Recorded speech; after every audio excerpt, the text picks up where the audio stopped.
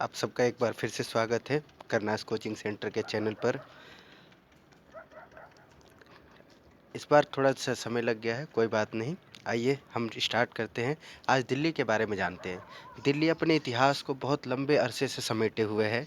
दिल्ली नई दिल्ली से पहले कितनी बार दिल्लियाँ थी, उसके बारे में आज हम चर्चा करेंगे।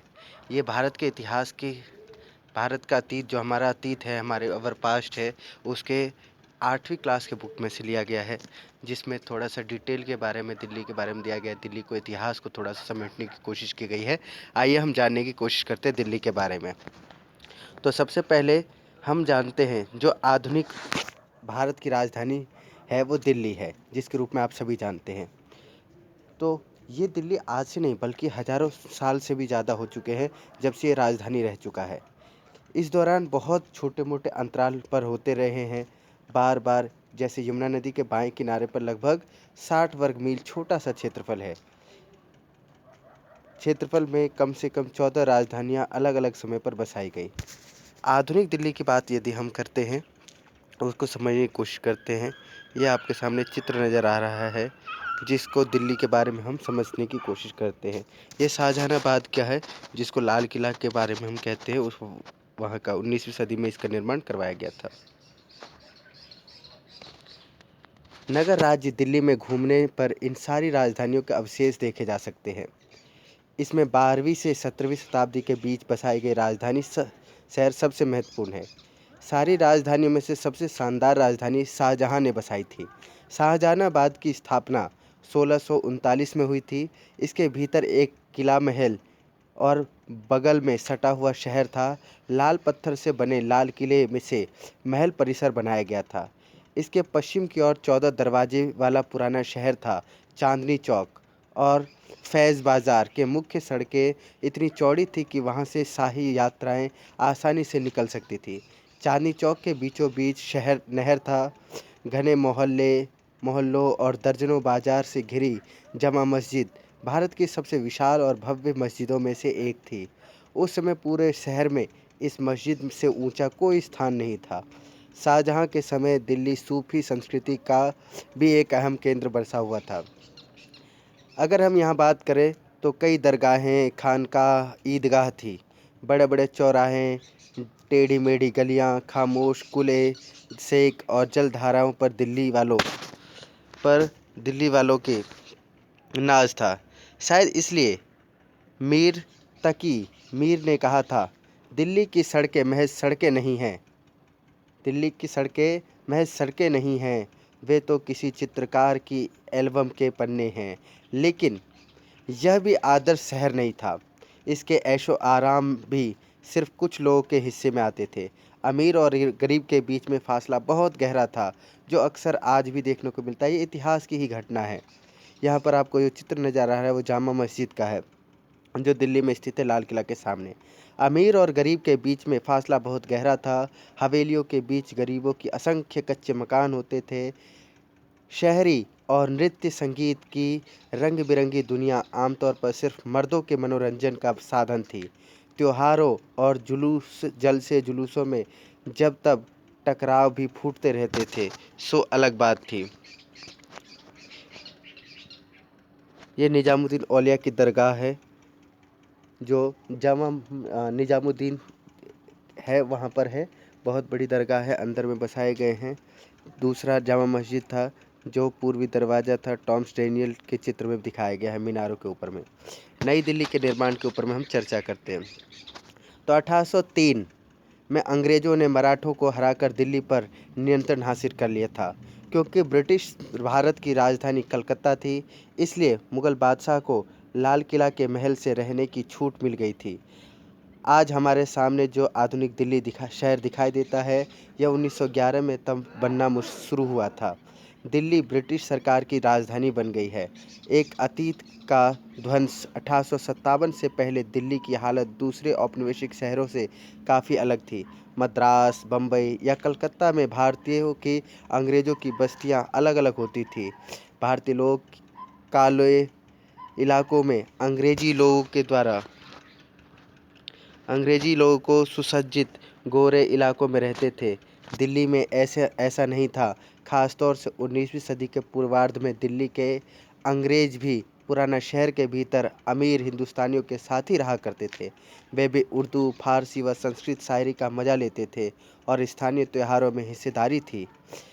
लेकिन काल जो था वो बढ़ता जा रहा था, कालक्रम में इसी प्रकार से चलते रहते हैं। दिल्ली बार बार उजड़ी बसी, अनंत असंख्य इतिहास को समेटे हुए दिल्ली। 1824 में दिल्ली कॉलेज की स्थापना हुई। इसकी शुरुआत 18वीं सदी में मदरसे के रूप में हुई थी। इस संस्था ने विज्ञान और मानवशास्त्र के क्षेत्रों में एक नए युग का सूत्रपात करा दिया। यहाँ मुख्य रूप से उर्दू भाषा में काम होता था। बहुत सारे लोग 1830 से 1857 की अवधि में दिल्ली को पुनर्जागरण का काल बताते हैं, क्योंकि 57 का विद्रोह में दिल्ली की बहुत खास अहमियत रखा गया है। 57 के बाद यह सब कुछ बदल गया। उस साल हुए विद्रोह के दौरान विद्रोहियों ने बहादुर शाह जफर को विद्रोह का नेतृत्व संभालने के लिए मजबूर किया। 4 महीने तक दिल्ली विद्रोहियों के नियंत्रण में रही। ये देखिए विद्रोहियों का जो चित्र है, ये चित्र। जब अंग्रेजों ने शहर पर दोबारा नियंत्रण हासिल किया तो वे बदले और लूटपाट की मुहिम पर निकल पड़े। प्रसिद्ध शायर गालिब उदास मन से इन घटनाओं पर को देख रहे थे। 57 में दिल्ली की तबाही को उन्होंने इन शब्दों में व्यक्त किया। जब गुस्साए शेर यानी कि अंग्रेज जब गुस्साए शेर शहर में दाखिल हुए तो उन्होंने बेसहारों को मारा, घर जला डाले। न जाने कितनी औरत, मर्द, आम और खास 3 दरवाज़ों से दिल्ली में से भाग खड़े हुए और उन्होंने छोटे छोटे समुदायों को शहर से बाहर मकबरों में पनाह ली। अगली बगावत को रोकने के लिए अंग्रेज़ों ने बहादुर शाह जफर को देश से निकाला दिया।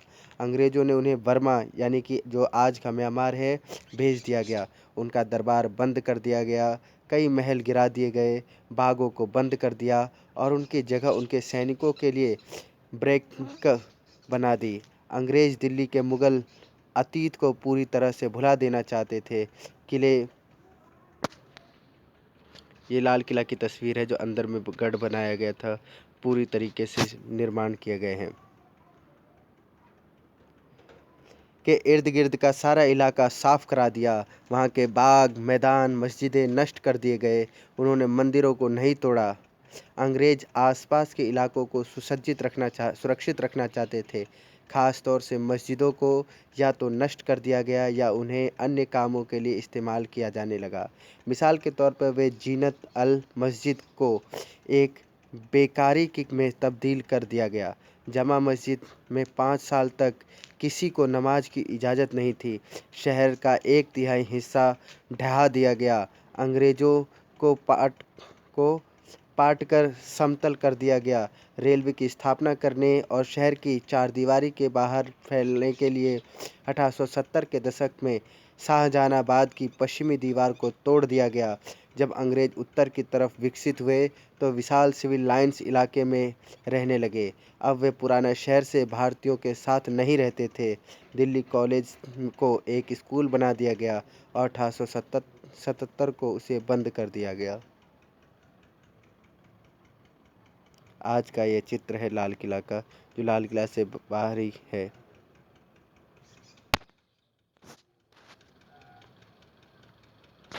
नई राजधानी की योजना।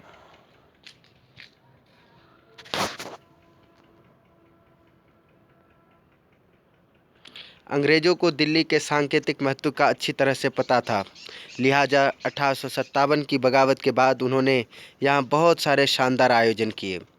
1877 में वायसराय लिटन ने रानी विक्टोरिया को भारत का मालिका घोषित करने के लिए एक दरबार का आयोजन किया।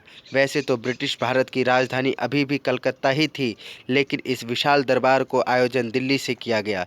इसकी क्या वजह रही होगी? इसके विद्रोहियों के दौरान अंग्रेज़ों ने यह समझ लिया था कि लोगों की नज़र में मुग़ल बादशाह का महत्व अभी भी बना हुआ है और वे उसे ही अपना मुखिया मानते हैं। लिहाजा ब्रिटिश सत्ता का मुग़ल बादशाहों और 1857 के बागियों के मुख्य केंद्र में पूरी तड़क भड़क के साथ प्रदर्शन किया गया। 1911 में जब जॉर्ज पंचम को इंग्लैंड का राजा बनाया गया तो इस मौके पर दिल्ली में एक और दरबार का आयोजन हुआ। कलकत्ता की बजाय दिल्ली को भारत की राजधानी बनाने के फैसले का इसी बार दरबार में ऐलान किया गया। तत्कालीन शहर को दक्षिण में रायसीना पहाड़ी पर 10 वर्ग मील के इलाके में नई दिल्ली का निर्माण किया गया।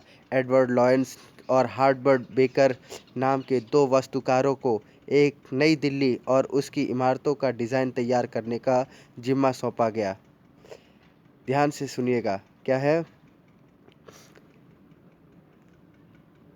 तत्कालीन शहर के दक्षिण में रायसीना पहाड़ी पर 10 वर्ग मील के इलाकों में नई दिल्ली का निर्माण किया गया।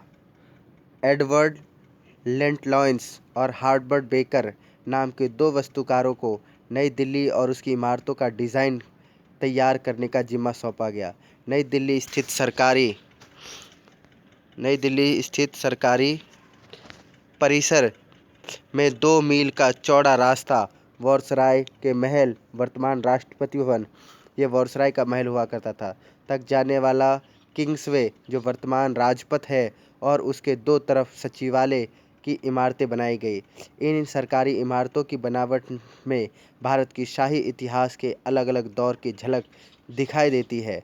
फिर भी इसका रूप मोटे तौर पर क्लासिकल यूनियन यानी कि 5वीं शताब्दी ईसा पूर्व का दिखाई देता है।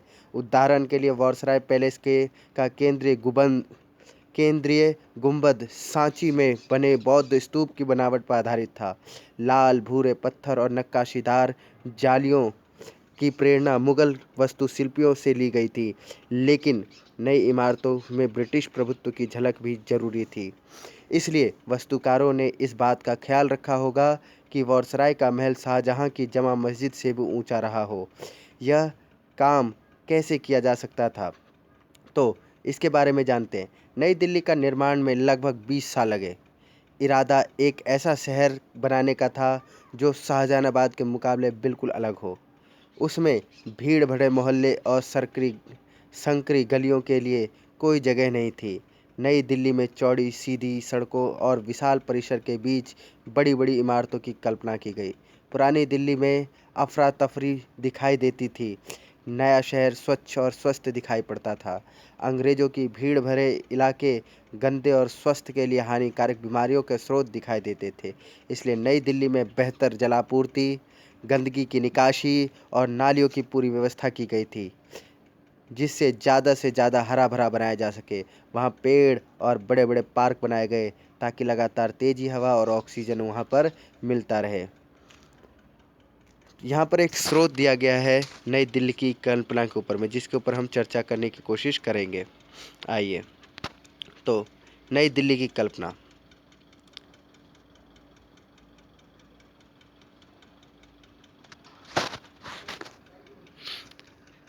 दिल्ली को राजधानी के रूप में चुनने के पीछे वायसराय हार्डिंग ने यह वजह बताई थी। यह बदलाव भारत के लोगों की कल्पना के अनुरूप होगा और सभी लोग भारत में ब्रिटिश शासन को बनाए रखने के अदम्य संकल्प के रूप में इसकी सराहना करेंगे।